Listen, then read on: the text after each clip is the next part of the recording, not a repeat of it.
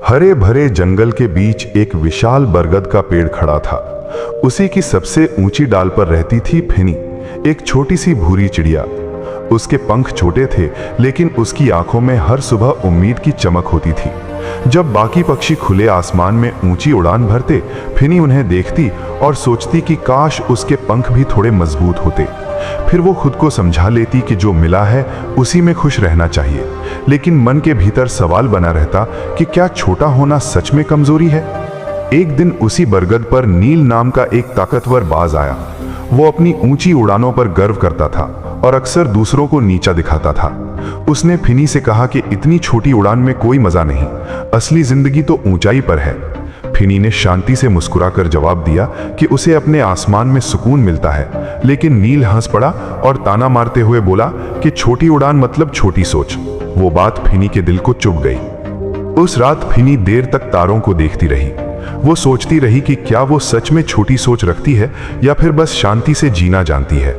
अगली सुबह नील ने उसे अपने साथ पर्वत के पार उड़ने की चुनौती दी और सुनहरी सपनों की बातें की।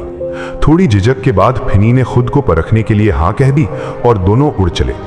शुरुआत में सब ठीक था, लेकिन जैसे जैसे हवा तेज होती गई, फिनी के पंख कांपने लगे। उसने नील को पुकारा कि वो थक रही है, लेकिन नील तब तक बहुत आगे निकल चुका था।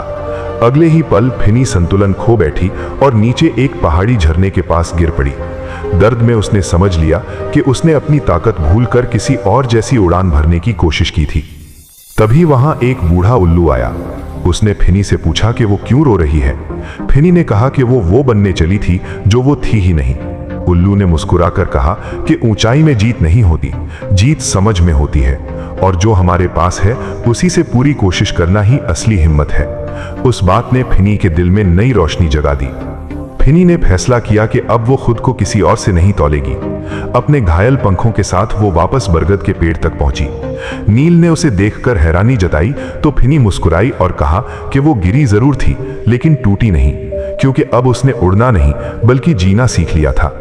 उस दिन से फिनी रोज उड़ती, छोटी छोटी उड़ानें, लेकिन पूरे दिल और भरोसे के साथ। वो हर सुबह गाती कि जो हमारे पास है उसी में खुशी ढूंढो, और जो नहीं है उसके लिए खुद को कम मत समझो। धीरे धीरे जंगल की बाकी चिड़ियां भी ये बात समझने लगीं, क्योंकि असली ताकत किसी और जैसा बनने में नहीं बल्कि खुद को स्वीकार करने में होती है।